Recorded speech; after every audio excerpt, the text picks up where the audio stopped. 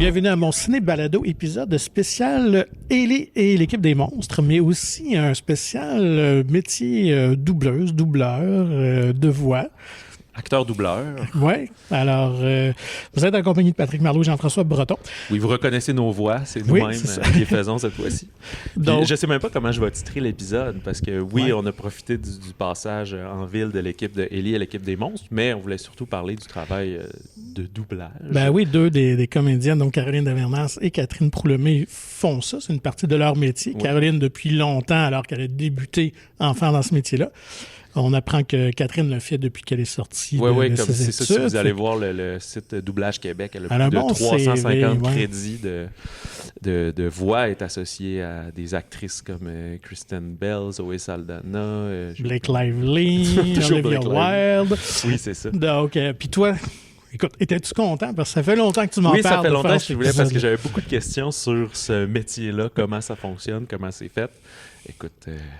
pas pu répondre à tout parce qu'on a juste parlé 15-20 minutes avec elle, mais quand même très intéressant de savoir le processus, que c'est pas à leur contrat à vie d'être associé avec quelqu'un, ça dépend des directeurs de plateau, du timing, des vacances, mais c'est sûr qu'à un moment donné, pour le film aussi, c'est une valeur ajoutée, que ce soit toujours la même personne qui double, puis que même elle encore, après toutes les années, elle passe encore des auditions pour ce genre de processus-là, parce que c'est pas juste des prêtres, non, c'est qu'on veut la bonne voix, la bonne intention.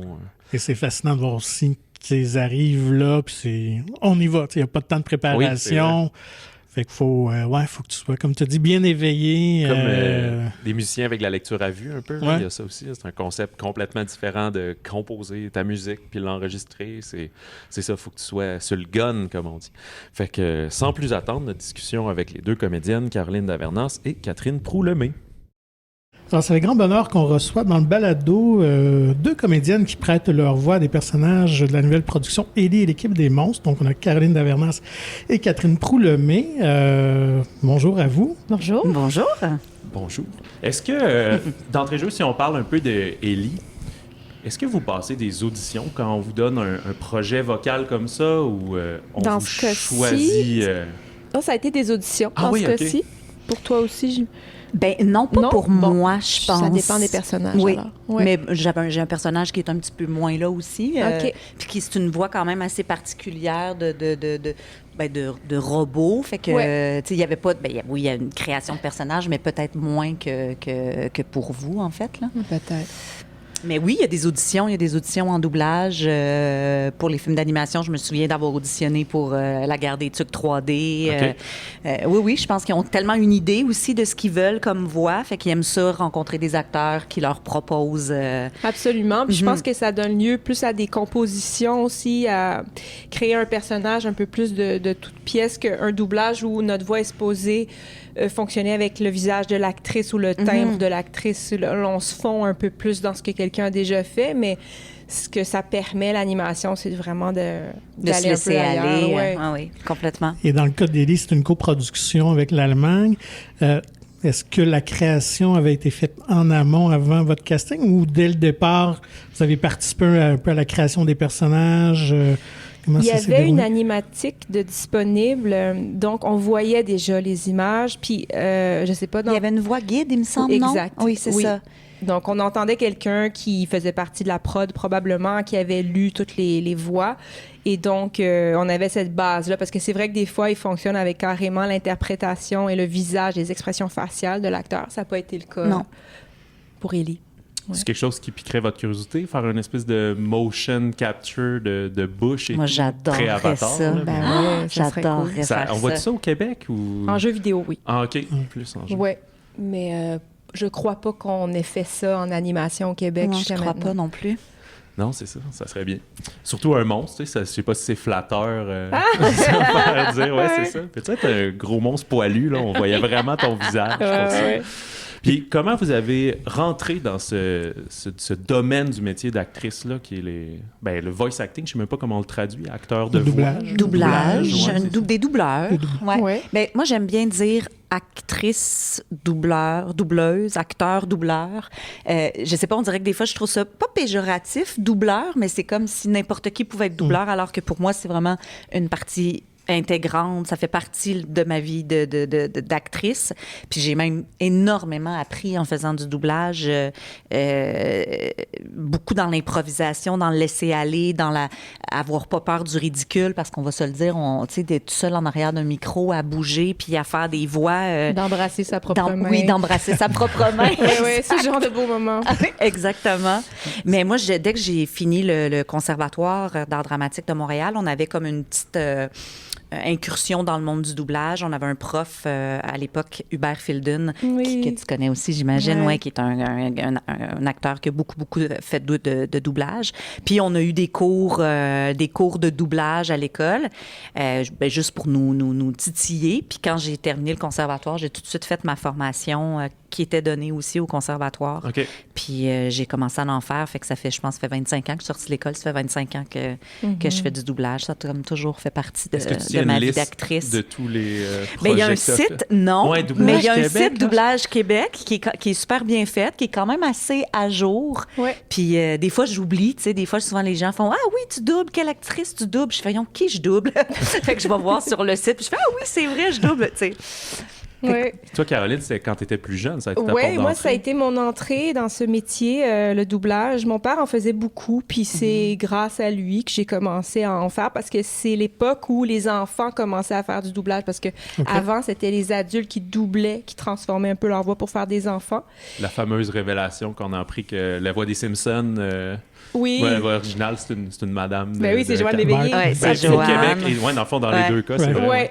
Alors, c'est comme ça que j'ai commencé. Puis j'ai toujours dit que ça a été une bonne école parce que j'avais pas la pression de la caméra, tu sais. Et je me souviens d'avoir fait un conte pour tous, Les Aventuriers du Timbre perdu, avec le grand André Melançon qui me dirigeait. Puis il était d'une douceur comme professeur, comme entrée en matière dans le métier. C'était vraiment merveilleux. Donc, c'est après que j'ai commencé à faire de la télé, cinéma quand j'ai eu 11 ans à peu près. Mais pendant donc plusieurs années, je faisais que du doublage comme enfant. Ouais. OK.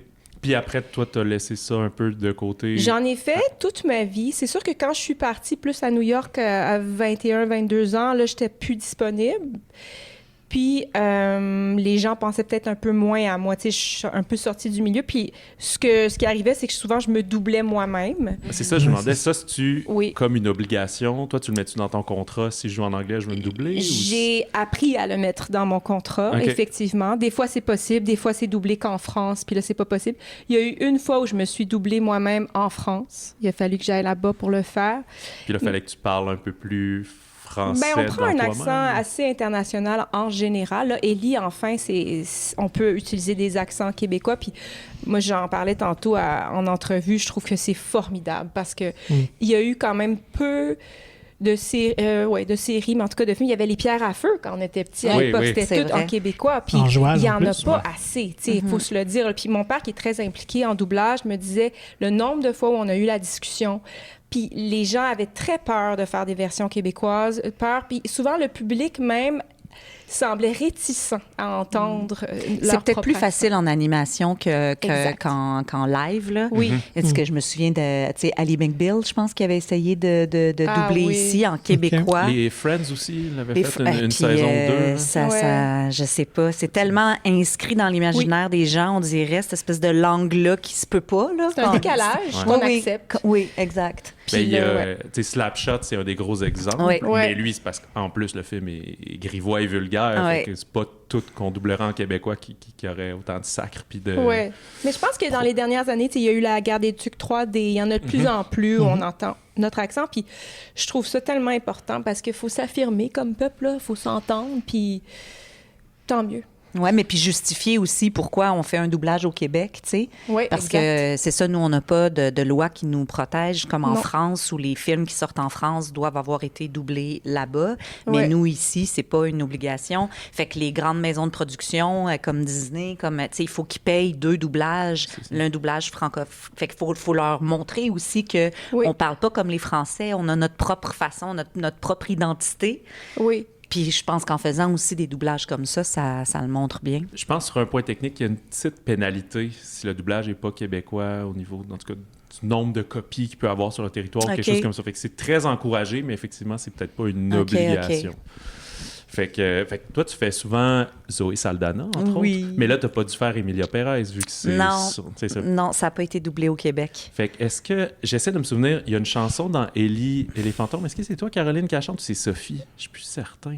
J'ai écouté beaucoup de films pour en faire cette semaine. C'est Michael Aouja qui chante dans ce monde-là. Oui, c'est lui qui a la chanson. Je pense qu'il y en a une seule. À la fin, complètement, il y a une chanson aussi, non? Ah, peut-être, je m'en souviens plus. Ça se peut bien. Est-ce que ça vous est arrivé, des fois, d'avoir à chanter des doublages? Oui. Fait que ça doit faire partie de l'audition aussi, à ce moment-là?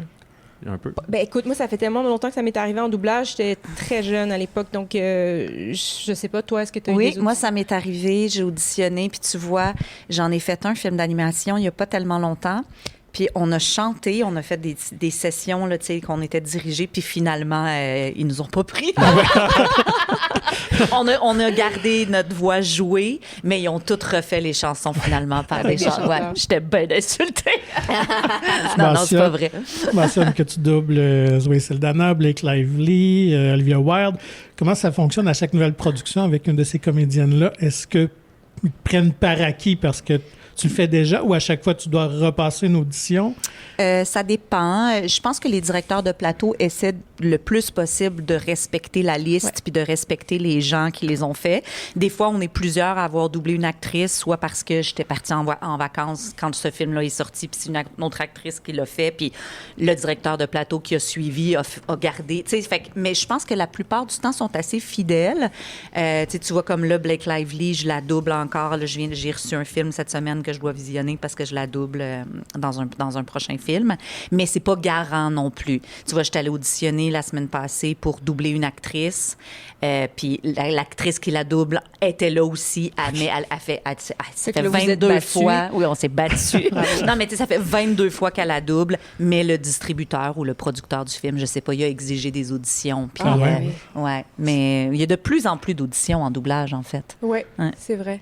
Ah, c'est ça. Je me souviens que j'avoue qu'en vieillissant, j'écoute plus mes films en version originale. Ouais. Mais quand on était jeune, on était attachés à des voix comme Bernard Fortin qui faisait toutes les Tom Hanks. Fait que la fois qu'il en skippait un, on dirait que le film perdait en valeur parce que soudainement, c'était plus la même voix. Ouais.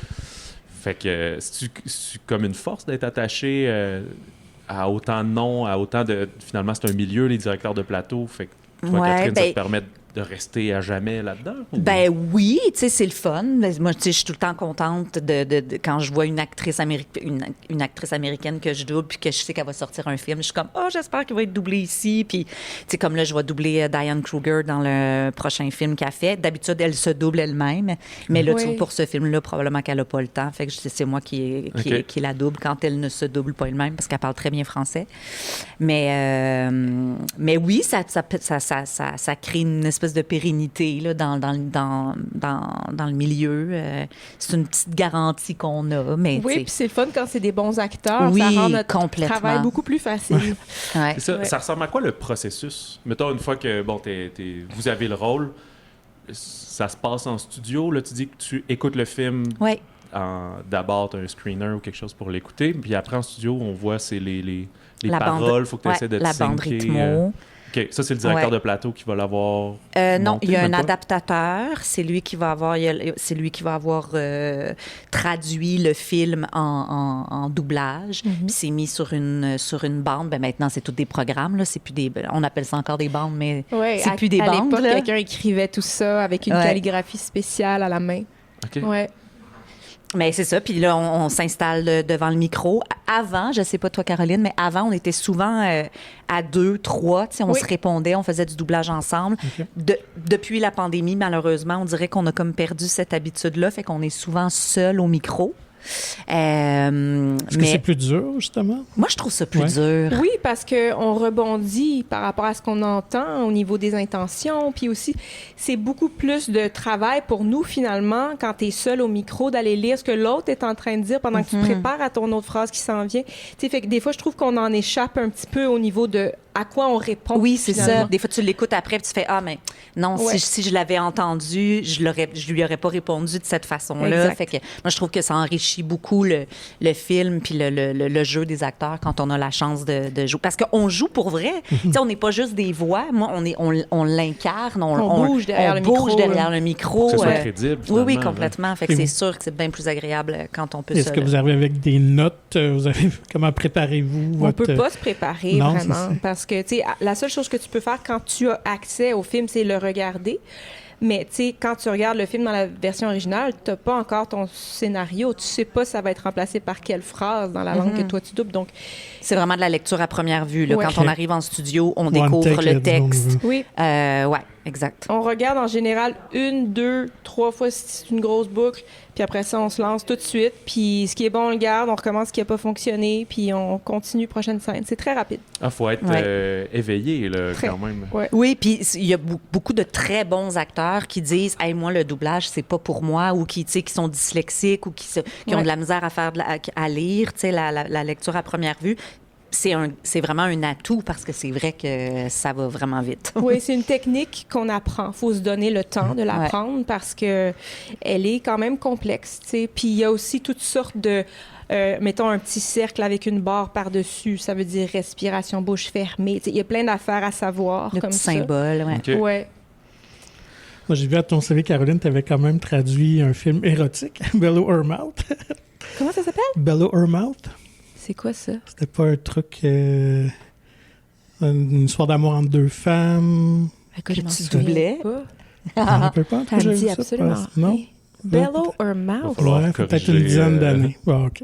On le C'était passe. érotique, c'est un Ouais, film ouais. de fesses? Pas un film. Ben, pas adulte, pas pornographique. Je me souviens pas. OK. Ça aurait marqué quand même mon Ben, c'est ça, imaginaire. je voulais savoir justement, est-ce que ça a déjà arrivé de doubler des scènes qui sont quand même un peu malaisantes? Puis, Oui. comment on réagit quand on joue ces scènes? Moi, j'avais fait un film qui s'appelait Kissed avec une actrice canadienne très connue dont j'oublie le nom en ce moment. Puis elle avait plein de scènes d'amour avec des cadavres. Fait que j'ai vécu ça par le doublage. OK. C'était très Fait que étrange. là, le directeur, directrice de plateau dit OK, plus, parce que là, ça doit pas être un texte là, à ce moment-là. Des fois, c'est plus. c'est Oui, juste souvent c'est détecté, tu sais, AH, le H qui est étiré, là, t'as une flèche qui te dit qu'il faut.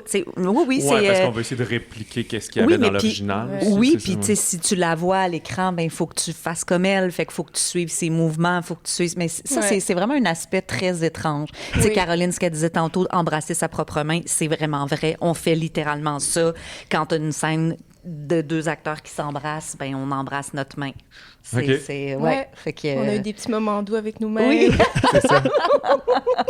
Arrivez-vous comme Bailous en coton ouaté, prêt à tout? Ou avez-vous comme vos fun. En général, vos manies? Tu sais quoi, la semaine prochaine, j'ai beaucoup de post-synchro à faire. Je me double moi-même. Puis je me suis dit que j'allais amener un tapis magique pour me mettre dessus parce que c'est des heures debout, là. Ouais. Fait que c'est ma prochaine étape. Après, le mou, ça va être le petit tapis. Tu sais, ceux qu'on met pour faire la vaisselle. Oui, complètement. OK, c'est ça. Mais moi, je trouve ça plus difficile de faire de la post-synchro. Je trouve ça plus difficile de me doubler moi-même que de faire du doublage. C'est ça, oui, parce que ça arrive au Québec aussi. Dans le fond, un tournage en français, tu vas refaire ta voix parce que la prise de son était pas assez bonne ou quoi que ce soit. Ouais, Oui. moi, ça, je trouve ça bien plus difficile. Mais c'est vrai qu'il faut que déjà, souvent, on n'aime pas se voir jouer. Là, tu travailles dans toi. Là. Oui, puis l'espèce de... Tu l'as déjà fait. Puis là, tu veux recréer exactement ce que tu as fait, puis tu veux pas perdre la qualité de ce que tu as fait. Puis c'est presque impossible d'égaler ce que tu as déjà fait parce que, premièrement, ça fait longtemps. Tu étais dans ton personnage. Là, tu l'es plus. Tu es rendu ailleurs, puis t'as pas... tu sais, on est en studio quand même. Tu sais, t'as pas... si tu étais vraiment fatigué ce jour-là, puis ça t'a servi dans ta scène, je sais pas quoi. Il y a plein d'affaires. Puis vu que c'est nous-mêmes, on veut faire la meilleure job possible aussi, tu sais. Fait que c'est vrai que c'est un gros défi. Ouais, pas synchro. Ouais, tu peux comme nuire à ta propre performance. Complètement. Finalement, c'est ça. Ouais. Mais moi, ce que j'aime du doublage, c'est ça aussi. C'est l'espèce de...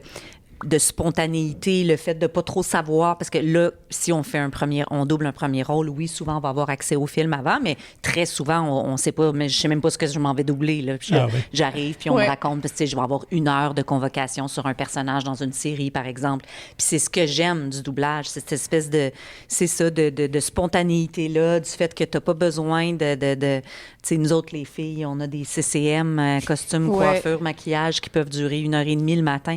Là, t'as pas de ça. C'est juste être bien, être confortable, puis c'est pas stressant. En tout cas, moi, je trouve pas ça stressant, le doublage. Ben moi, je suis un peu stressée quand ça fait longtemps que j'en ai fait. Okay. Mais finalement, à chaque fois, je me dis, c'est comme le vélo, je retrouve la technique assez facilement, puis Fait que quand t'arrives comme ça pour un 3e rôle, un personnage, là, tu vas créer le personnage avant d'enregistrer un peu? Si on fait appel à toi, ou ça va venir d'un processus d'audition? Non, là, c'est vraiment... tu sais, souvent, le directeur de plateau va t'expliquer, bon, là, t'es l'avocate qui vient plaider la cause de... Puis là, il te montre la scène, ta voix, puis t'as fait.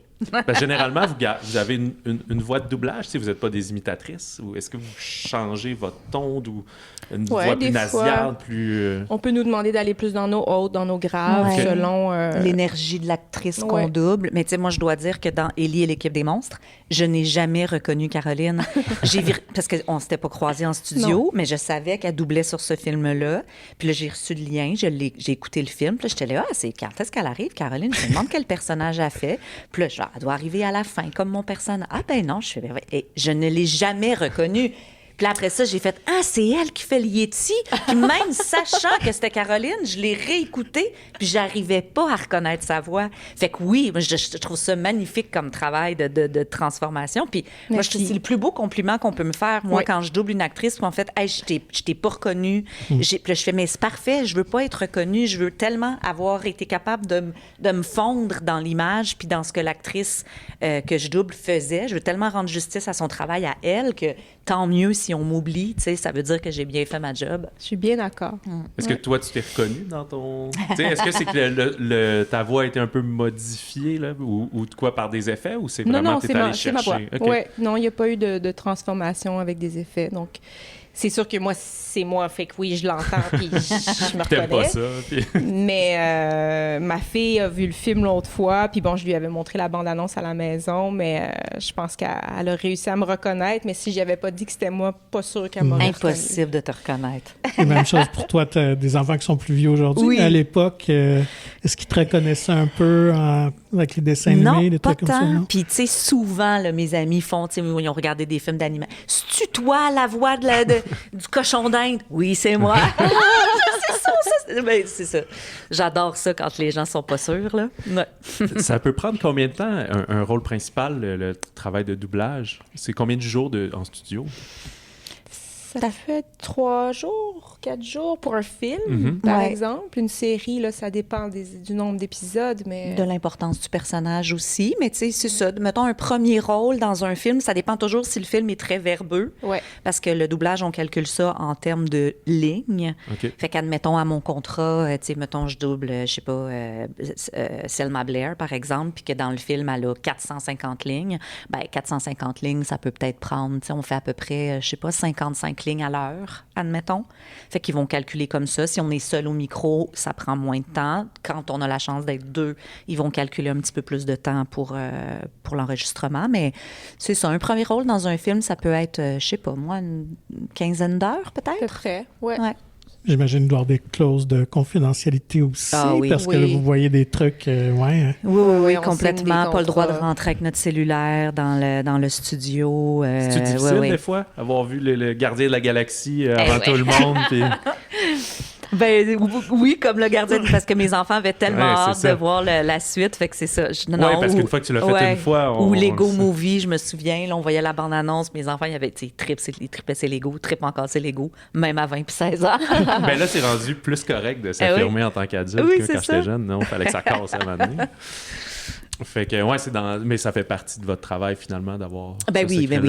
Mais des fois, ça peut vous arriver aussi. Là, c'est pas un rôle, dans le sens, c'est un rôle, mais c'est pas comme si tu faisais le film pendant un mois de tournage. Fait que des fois, tu peux doubler un projet qui t'intéresse pas nécessairement. Ben complètement. On fait. Ben oui, tout à fait. Ça veut pas dire que tu t'impliques moins, mais que des fois, ton visionnement est comme moi. Ben, c'est ça, là, un 30e film de super-héros. Complètement, ou des films d'horreur. Okay. Moi, ça, j'avoue que faire des films d'horreur, j'ai... Beaucoup de cris, beaucoup de... moi, je me souviens, j'ai doublé... ça m'a un peu traumatisée. J'ai ralenti le film d'horreur après. J'ai doublé Massacre à la tronçonneuse, une espèce de remake de Massacre à la tronçonneuse. Et on était chez Cinélume, dans un studio de doublage sur la rue Sherbrooke, puis en arrière, c'était le collège, il y avait la tuerie en même temps à Dawson. Puis on était dans le périmètre de sécurité, on pouvait pas sortir parce qu'il y avait un tueur, puis j'étais en train de doubler Massacre à la... Tu sais, j'étais comme, oh mon Dieu, je peux pas croire qu'on fait des films de même quand il y a des horreurs comme ça qui se passent à côté. Mais ouais, les films d'horreur, moi, je trouve ça dur quand même à doubler. Ouais.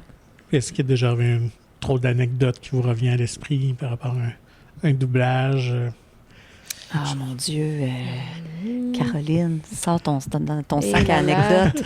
Mon sac à anecdotes, il me donne juste une espèce de page blanche de je sais pas. Ouais, non, je sais pas. Sûrement, mais tu sais, j'en ai pas. Tu as évoqué rapidement, tu as parlé de la bande-annonce. Ça arrive des fois que c'est pas la même voix pour la bande-annonce puis le film, je me trompe. Ça doit être des questions de timing des fois. Que, comme ils font doubler une bande-annonce parce que elle sort 8 mois avant le film, des fois. Oui, ça doit arriver. Hein? Oui, ça arrive. Puis des fois, tu sais, toi, tu n'étais pas disponible pour la bande-annonce parce que tu étais en voyage ou en tournage à l'extérieur. Fait que c'est quelqu'un d'autre qui va le faire.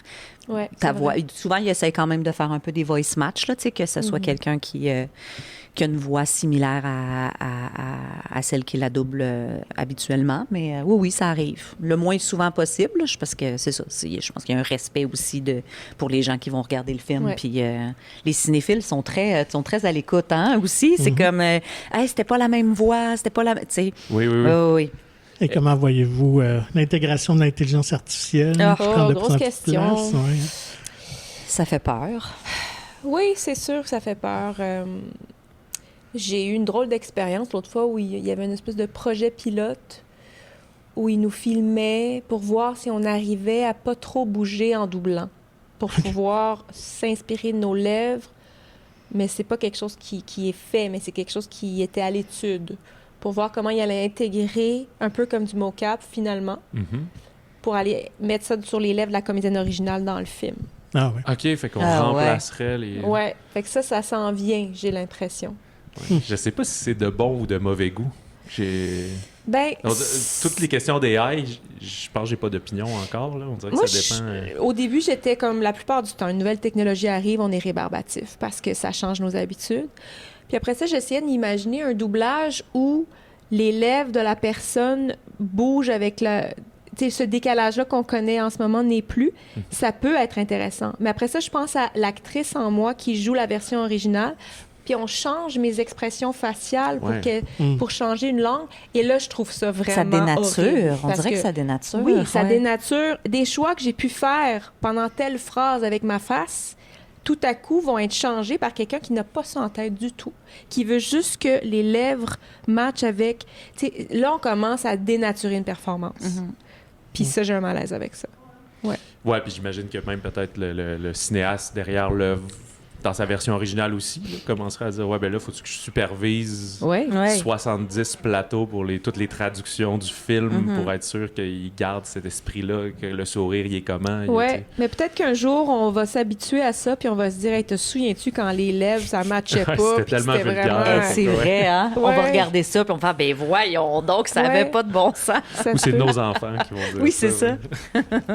Caroline, Catherine, merci beaucoup pour cet entretien. Grand plaisir. Et on vous entend avec Ellie et l'équipe des monstres dès le 28 février. Oui, 28 février, partout au Québec. Juste à temps pour la relâche. Oui. Quel bon timing. Oui.